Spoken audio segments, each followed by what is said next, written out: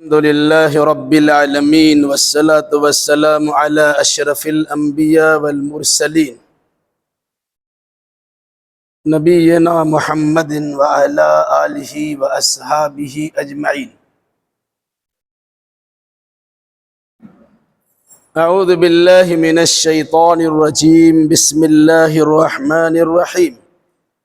فإذا نقر في الناقور فذلك يومئذ يوم عسير على الكافرين غير يسير.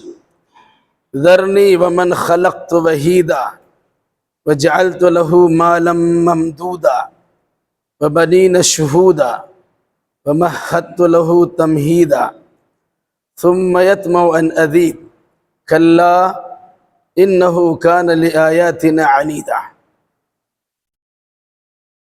سأرهقه صعودا. اس سے پہلے بات آ چکی ہے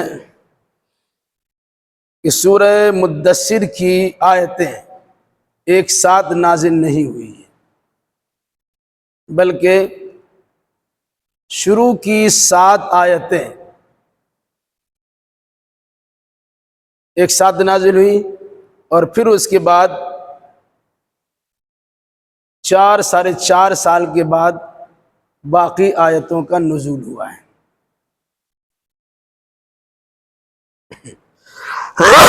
ابتدائی 7 آیتوں سے متعلق باتیں گزشتہ ہفتہ آ چکی ہیں، جس میں رسول اکرم صلی اللہ علیہ وسلم کو چادر کے اتارنے اور دعوت و تبلیغ کا فریضہ انجام دینے کا حکم دیا گیا تھا. ساتھ ساتھ رسول اکرم صلی اللہ علیہ وسلم کو تاکید کی گئی تھی کہ ظاہری اور باطنی ہر ایک لحاظ سے صفائی اور ستھرائی کا خیال رکھیے. اور بالکل اخیر کی آیت یہ تھی وَلِرَبِّكَ فَاصْبِرْ، آپ اپنے رب کے لیے صبر کیجیے گا. شروع دور میں جب دعوت و تبلیغ کا سلسلہ شروع کرنے کا حکم دیا گیا،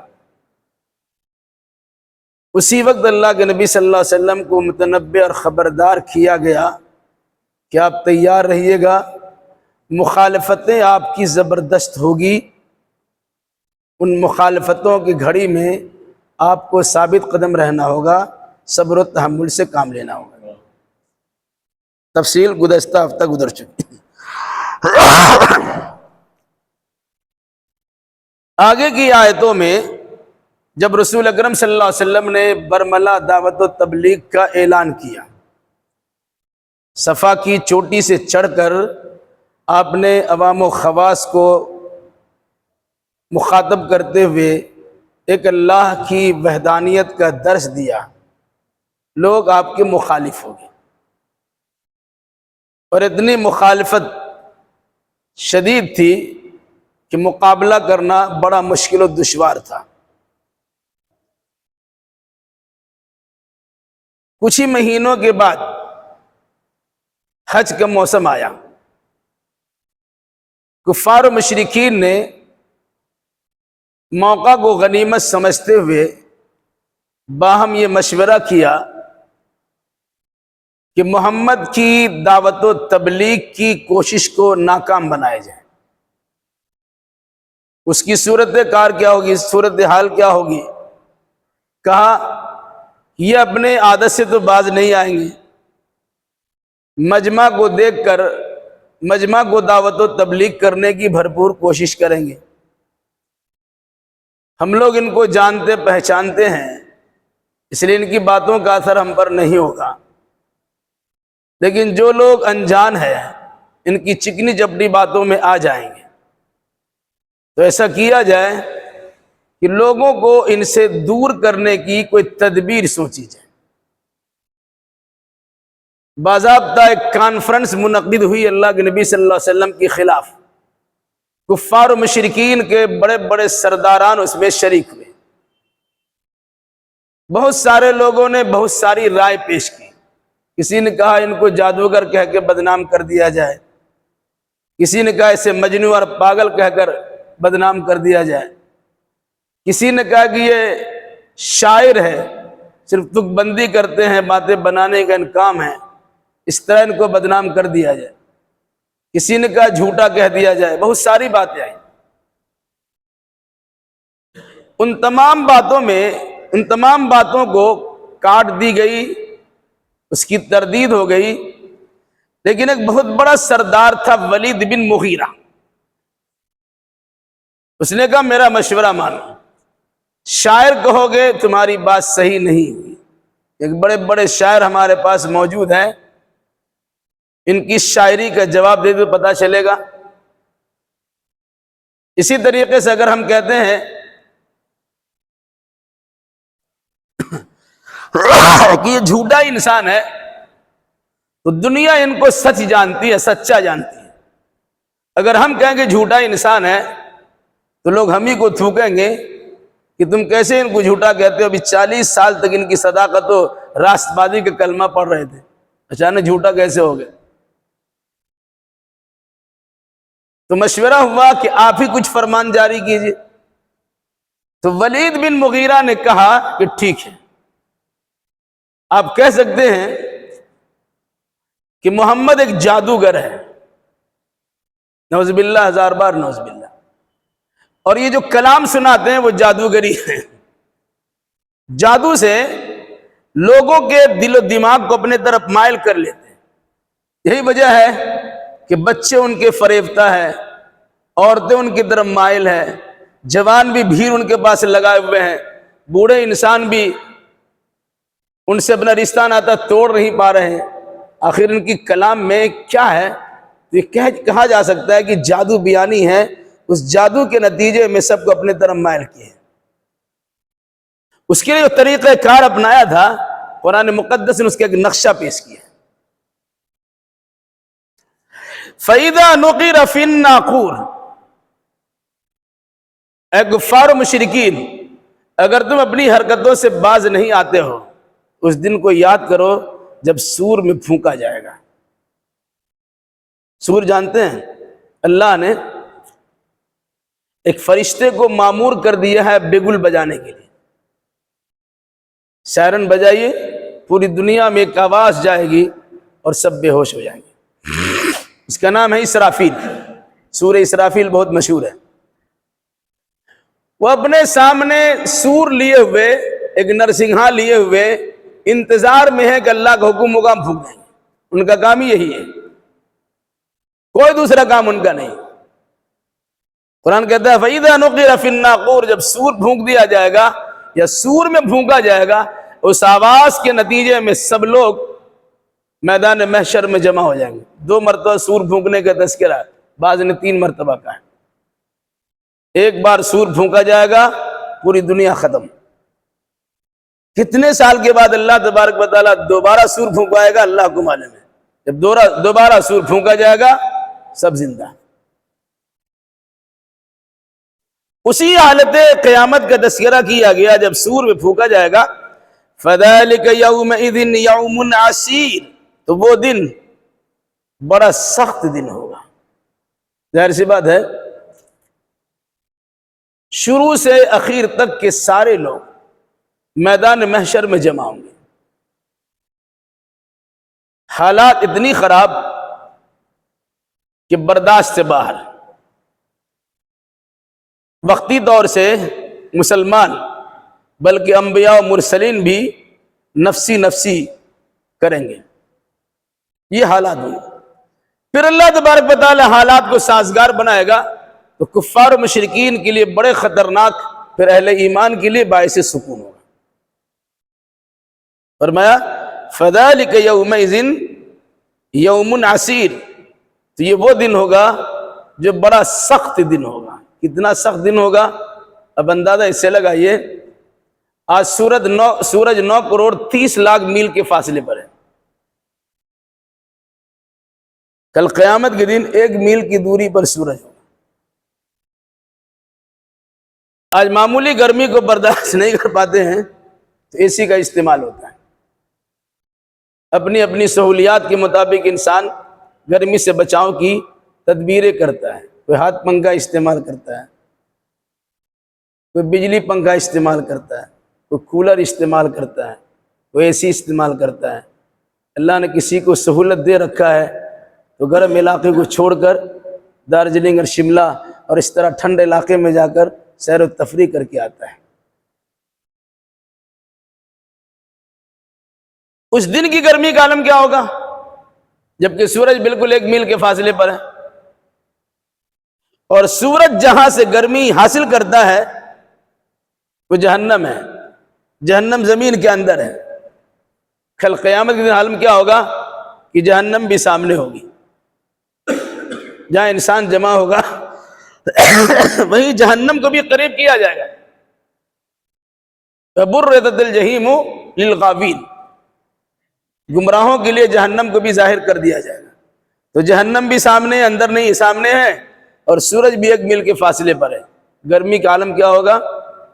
کوئی انسان ٹخنے برابر، کوئی انسان گھٹنے برابر، کوئی انسان کمر برابر، کوئی انسان سینے برابر پسینوں کے سمندر میں ڈوبا ہوا ہوگا۔ کوئی انسان، کسی انسان کا پسینہ اس کا لگام بنا، یعنی اب ڈب کر رہا ہوگا، ڈبکیاں لگا رہا ہوگا۔ یہ ہے گرمی کا عالم۔ پریشانی کیسی ہوگی اندازہ لگا لیجیے۔ قرآن نے کیا کہا؟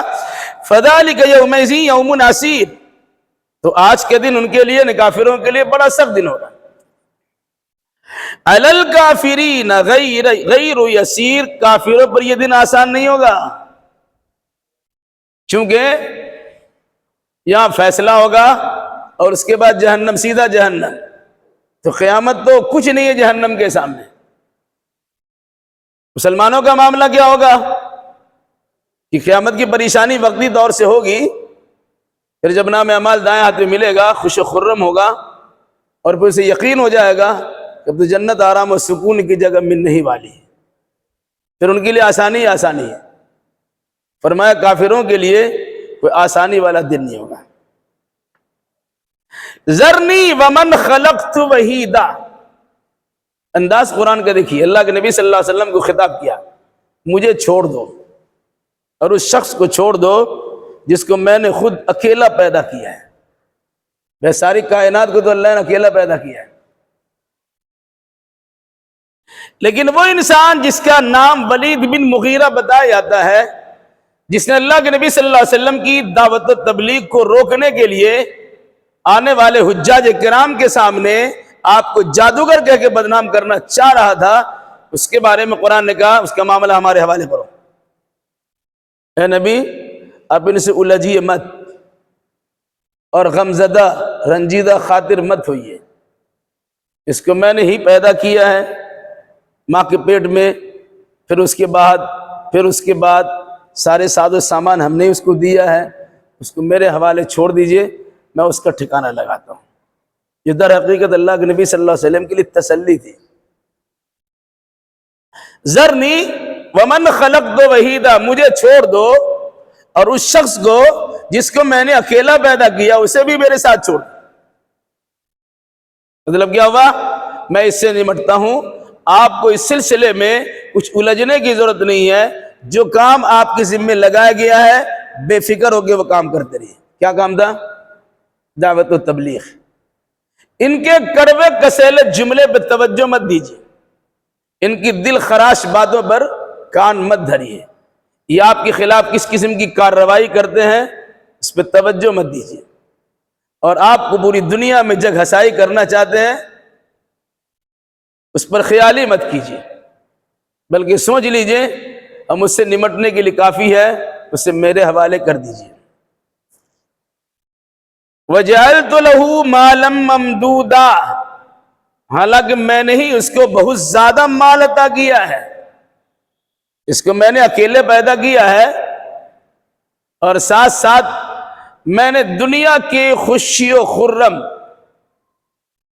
فارغ البالی عطا کرتے ہوئے بے انتہا مال و دولت سے میں نے ہی اس کو نوازا ہے، اور اسی پر اکتفا نہیں ہے۔ وَبَنِينَ شُهُودًا، ہم نے ان کو ایسی اولاد، ایسے لڑکے دیے ہیں جو ان کے سامنے ہمہ وقت حاضر رہتے ہیں۔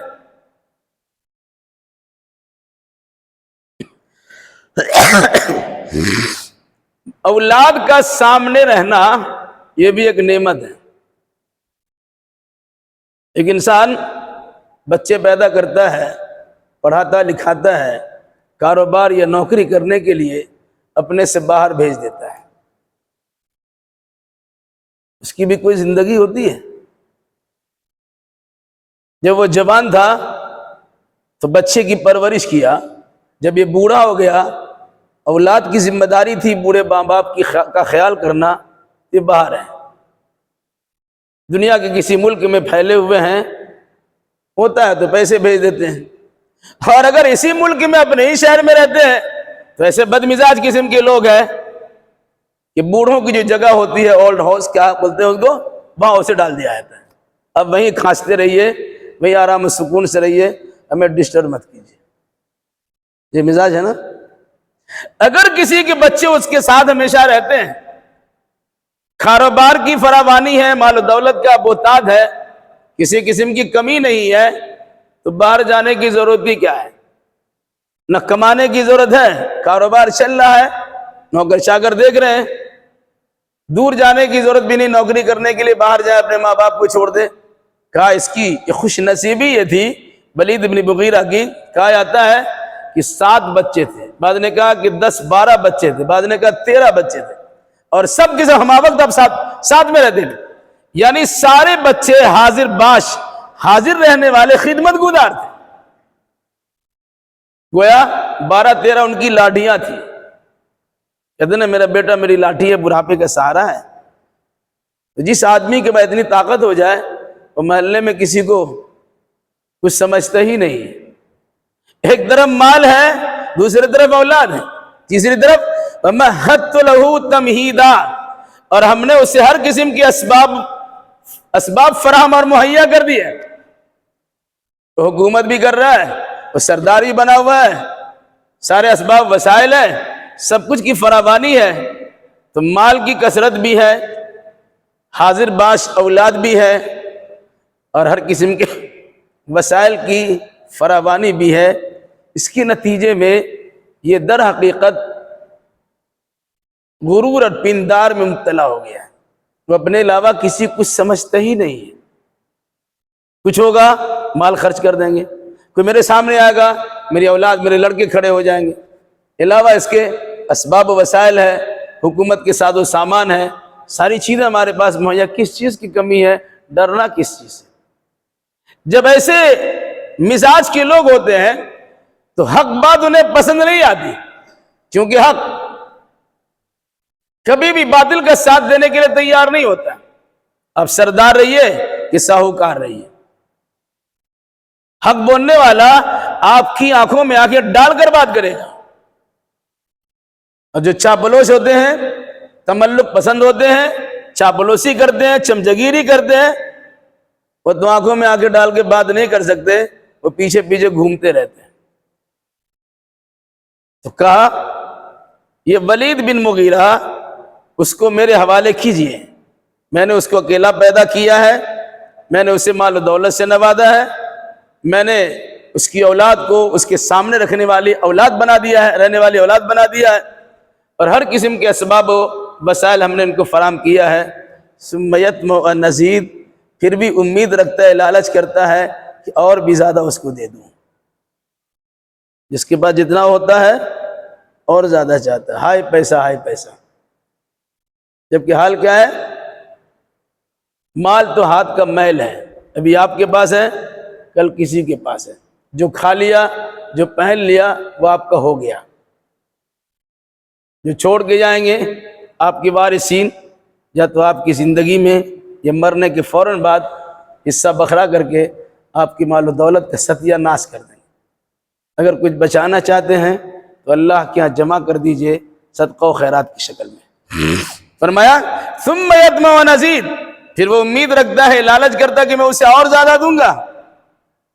اس کا 2 مفہوم بیان کیا علماء، تو یہ ہے کہ وہ چاہتا ہے دنیا میں اور زیادہ مال مل جائے، اور زیادہ سرداری حکمرانی مل جائے، اور زیادہ اسباب وسائل کی فراوانی ہو جائے۔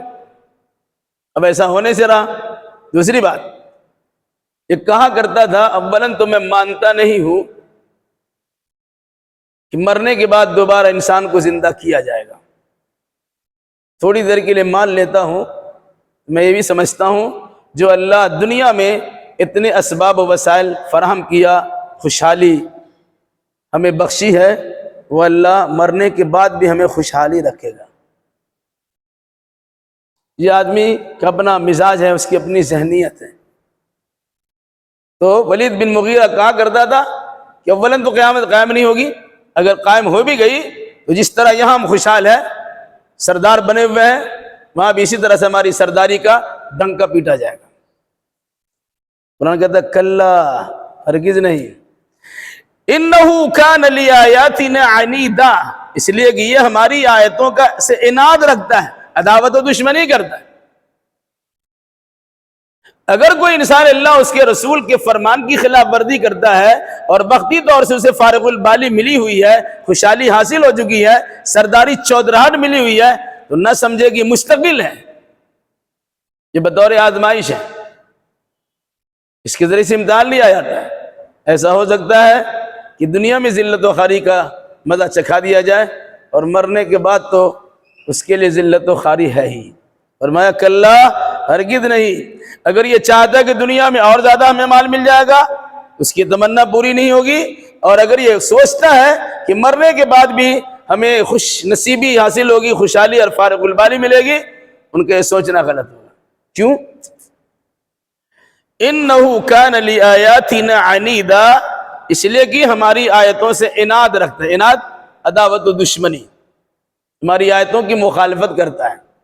ہم نے دیا تھا امتحان کے لیے، یہ امتحان میں ناکام ہو گیا، اب یہ چیزیں چھن جائے گی اور نتیجے کے طور پر ان کی ساری چودراہٹ خاک مل جائے گی۔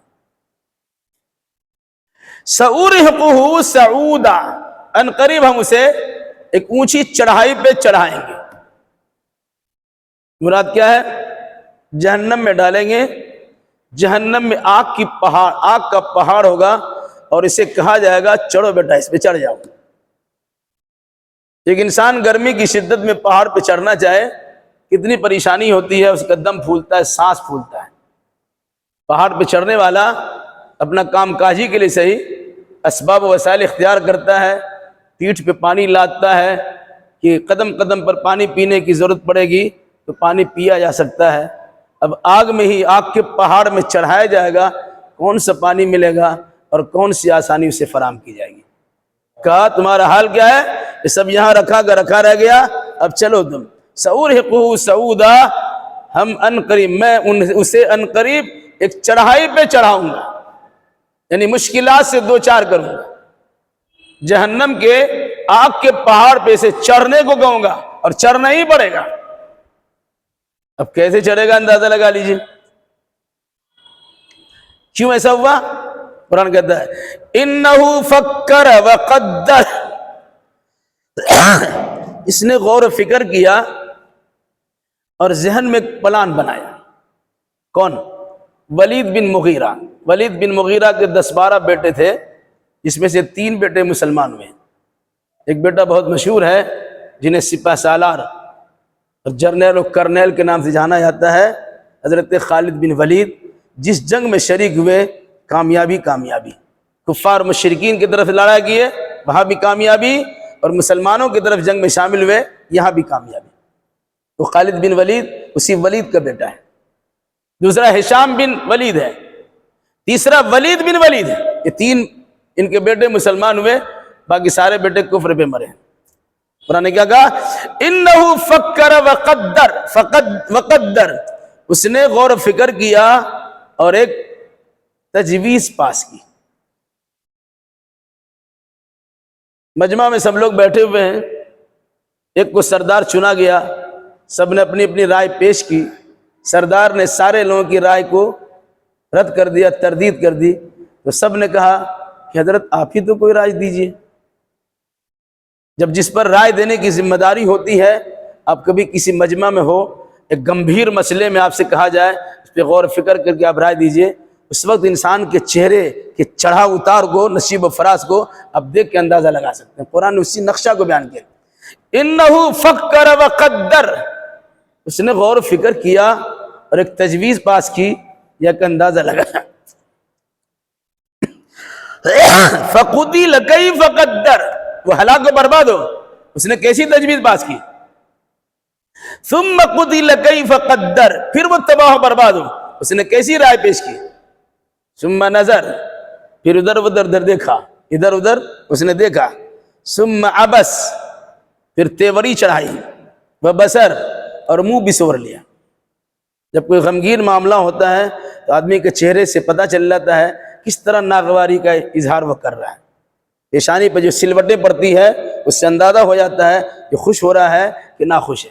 جب ایسے حالات پیدا ہو گئے، ان کو ذمہ داری دی گئی کہ محمد الرسول اللہ کے بارے میں آپ کوئی فیصلہ کن رائے سنائیے، تو اس نے پینترہ بازی کی اور سب کے سامنے اپنی کیفیات کو اس طرح بیان کیا ہے جس کا نقشہ قرآن نے ہمارے سامنے رکھا، اور رہتی دنیا تک کے لیے قرآن آیت بنا کر ولید بن مغیرہ کی شقاوت قلبی کا اور اس کی بدبختی کا اظہار کر دیا. یہ فرمایا ثم نظر، پھر ادھر ادھر دیکھا. میں سوچتا نا، ہم دیکھیں اس کے چہرے سے کیا آثار جھلک رہے ہیں، تو سب کو دیکھنا شروع کیا. ثم عبس، پھر وہ تیور چڑھا لیا، اپنی پیشانی پر سلوٹیں ڈال لیا. یعنی ایسا لگا کہ بہت زیادہ مغموم پریشان آ رہے. ثم بصر، پھر منہ بسور لیا، یعنی اپنے چہرے سے ناگواری کا اظہار بھی کر دیا. ثم ادبر واستکبر، پھر پیٹ پھیرا اور اس نے تکبر کیا. اب پھر کہا، یعنی ایسا لگا کہ سب کو پیچھے چھوڑ دیا، مڑ گئے. پھر آگے اتراتے ہوئے کہا اچھا ہاں ایک بات میرے ذہن میں آئی ہے. کیا ہے؟ فقال ان هذا الا سحر یوثر. میں آپ لوگوں نے جتنی رائے دی ہے وہ رائے میں پسند نہیں ہے، اب ہمیں لگتا ہے کہ ہمیں اپنی رائے پیش کرنی چاہیے. وہ رائے کیا ہے؟ ان ھذا، نہیں ہے یہ قرآن، الا مگر، سحر یوثر، ایسا جادو جو پہلے سے چلا آ رہا ہے. قرآن کو جادوگری کہنے اور محمد صلی اللہ علیہ وسلم کو جادوگر کہنے کے لیے ایک کانفرنس منعقد کیا، اور باضابطہ اس نے اپنی سرداری کا ناجائز اور غلط فائدہ اٹھاتے ہوئے اللہ کے نبی صلی اللہ علیہ وسلم کے خلاف ہردہ سرائی کی اور آپ کو جادوگر کہا. قرآن نے اس کا نقشہ پیش کیا. پھر کیا کہا؟ نہیں یہ مگر ایک جادو ہے جو پہلے سے چلا آ رہا ہے. دوسری بات، نہیں یہ مگر ایک جادو جس میں تاثیر پیدا کر دی گئی. دونوں بات بیان کی. ایک تو یہ ہے اسے آثار منقولہ بولتے ہیں کہ پہلے سے چلا ہوا ہے، تمام اس سے پہلے جو نبی گزرے ہیں سب کو لوگوں نے جادوگری کہا، اسی طریقے سے چلا رہا ہے. دوسری بات یہ ہے نہیں، ان کی بات تو ایک ایسی ہے جس میں جو سحر ہے، جس میں تاثیر ہے، جو سنتا ہے سنتا ہی رہ جاتا ہے. مخالفین بھی مخالفت کے جذبے سے ان کے قریب آ کر سوچتا ہے کہ ختم کر دیں گے، لیکن ان کی زبان سے قرآن کی آیتوں کی تلاوت سن کر دم بے خود ہو کر وہیں چاروں شانے چت ہو جاتے ہیں، اور وہ اس پر اثر انداز ہو جاتا ہے کلام، اور وہ اس کے سلسلے میں محو اور مگن ہو جاتے ہیں. کیا فرمایا؟ ان ھذا الا سحر یوثر، نہیں یہ مگر ایسا جادو جس میں تاثیر پیدا کی گئی، یا نہیں یہ مگر ایسا جادو جو پہلے سے چلا آ رہا ہے. ان ھذا الا قول البشر، نہیں یہ مگر انسان کا کلام ہے. ظاہر سی بات ہے، آدمی سوچتا ہے کہ اللہ کے نبی صلی اللہ علیہ وسلم کی زبان سے جو بات نکل رہی ہے آخر بول تو یہی رہنا. تو کہا یہ آدمی ہی کا کلام ہے، کوئی اللہ کا کلام نہیں ہے، ٹھیک ہے، لیکن اس میں تاثیر ہے. ایسا اثر ڈالا گیا ہے کہ کوئی اسے مانے بغیر کوئی چارہ کار ہی نہیں پاتا ہے. اتنا یقین رکھو، سب کے سامنے یہ پرچار کرو کہ محمد جو کلام پیش کرتے ہیں وہ انسان کا کلام ہے اور جادوگری کا کلام ہے. ان کو شاعر کہو گے تو بات تمہاری نہیں مانی جائے گی، انہیں جھوٹا کہو گے تمہاری بات نہیں مانی جائے گی، ان کے خلاف جس قسم کی کارروائی کرو گے تمہارا کوئی حربہ چلے گا نہیں. ایک ہی صورت رہ جاتی ہے، اس کلام کو کلام جادوگری سے تعبیر کر دو کہ بھائی جو سنتا اس کو ہو کے رہ جاتا ہے. جس طرح جادو کے ذریعے سے کسی کے دل و دماغ کو گھما دیا جاتا ہے، اسی طرح نعوذ باللہ، ہزار بار نعوذ باللہ، محمد الرسول اللہ اپنے کلام سے لوگوں کے دل و دماغ کو پھیر دیتے ہیں.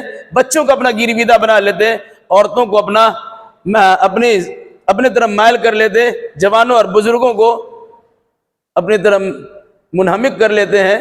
اس لیے کہنے کی ضرورت ہے یہ جادوگری کا کلام ہے، ان کے اندر جادو ہے جس کے اندر تاثیر ڈال دی گئی۔ اب قرآن کیا کہتا ہے سنیے، اگر کوئی انسان قرآن کی شان میں گستاخی کرتا ہے، یا اگر کوئی انسان رسول کی شان میں گستاخی کرتا ہے، تو اللہ کے نبی صلی اللہ علیہ وسلم کو اس کا جواب دینے سے منع کیا گیا، آپ کچھ مت کہیے، کیونکہ آپ خود سے رسول نہیں بنے ہیں، اور یہ قرآن کو گھڑ کے آپ خود نہیں لائے ہیں۔ رسول اللہ نے بنایا ہے اور کلام اللہ نے پیش کیا ہے، اس کا جواب اللہ ہی دے گا۔ جواب کی دو صورت ہوگی، یا تو انسان کی بولتی بند ہو جائے، زبان خاموش ہو جائے، یا پھر یہاں دنیا میں اللہ تبارک و تعالی عذاب نازل کر دے، یا پھر تیسری صورت ہو سکتی ہے کہ مرنے کے بعد اسے عذاب سے دوچار کیا جائے۔ قرآن کیا کہتا ہے سنو، سأصلیہ سقر، ان قریب میں اسے سقر میں داخل کر دوں گا۔ جہنم کی طبقہ کا نام ہے سقر، جہنم کے ایک گڈھا کا نام ہے سقر۔ کہا جو آدمی قرآن کے بارے میں اس طرح ہرزہ سرائی کر رہا ہے، جو آدمی اللہ کے نبی صلی اللہ علیہ وسلم کی شان میں گستاخی کر رہا ہے، اے محمد آپ ان پر کچھ تبصرہ مت کیجیے، اے نبی آپ اس سلسلے میں کچھ مت بولیے، اسے میرے حوالے کر دیجئے، میں یہاں بھی سمجھ لوں گا اور مرنے کے بعد انہیں اچھے سے سمجھا بھی دوں گا۔ کیا سأصلیہ سقر، ان قریب میں اسے سقر نامی جہنم کے گڈھے میں جھونک دوں گا۔ پھر قرآن سقر سے متعلق ذہن میں بات کو بٹھانے کے لیے سوالیہ انداز میں پوچھتا ہے، کہتا ہے وما ادراک ما سقر، آپ کو کیا پتا کہ سقر کیا چیز ہے؟ کوئی بہت آرام کی چیز نہیں ہے۔ عربی کا جملہ سن لیا سقر میں داخل کر دیا جائے گا تو آدمی سوچے کہ بہت اچھی جگہ ہے، نہیں۔ وما ادراک ما سقر، آپ کو کیا پتا سقر کیا چیز ہے؟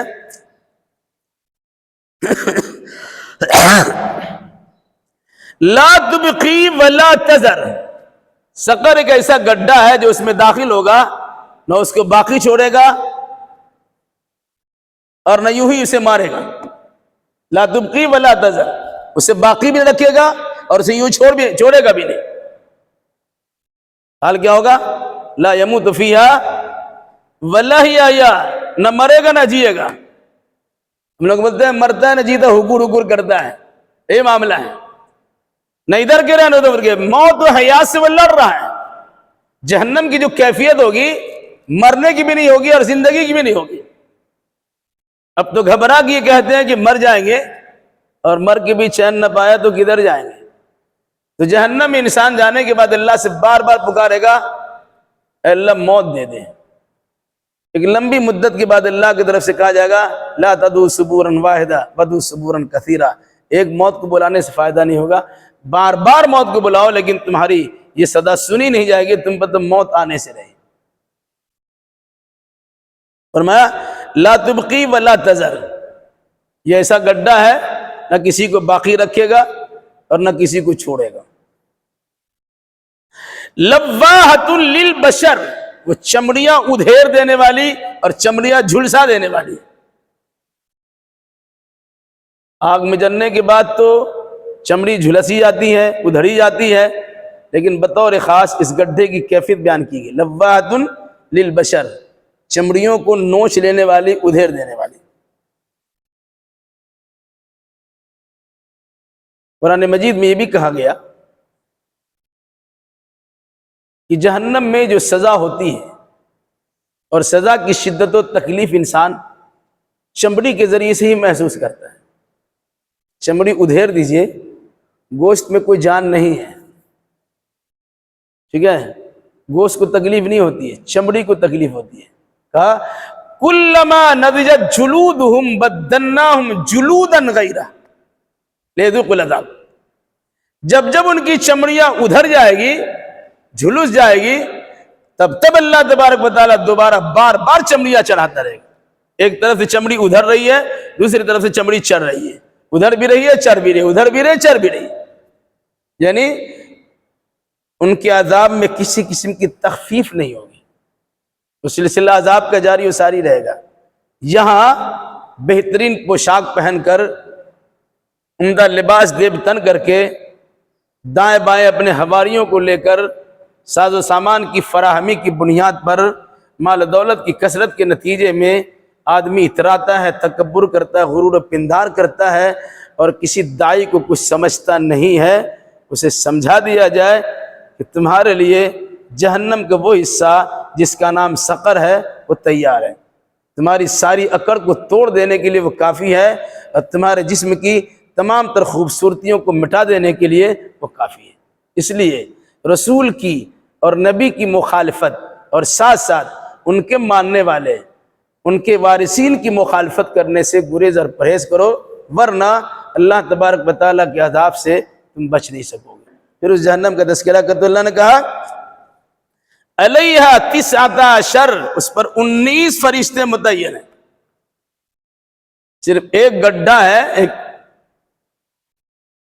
اس کا نام سقر رکھا گیا، اس کی نگہبانی کے لیے 19 فرشتے ہیں۔ 19 کی گنتی کیا ہے اور کیوں ہے، فرشتوں کی اتنی تعداد اس پہ کیوں رکھی گئی، آگے اس کی تفصیل آ رہی۔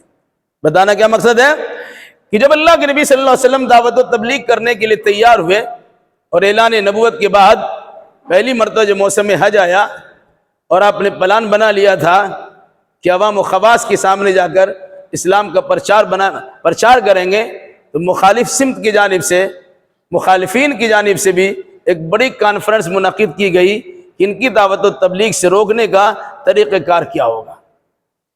اللہ تبارک و تعالیٰ نے اس کا نقشہ پیش کیا ہے جو قیامت تک کے لیے ہمارے سامنے ہے، کہ آج بھی اگر کوئی انسان کسی داعی کے خلاف کارروائی کرتا ہو تو داعی کی دینی ذمہ داری بنتی ہے وہ اپنا معاملہ صاف رکھے اور اللہ تبارک و تعالیٰ پہ لو لگائے۔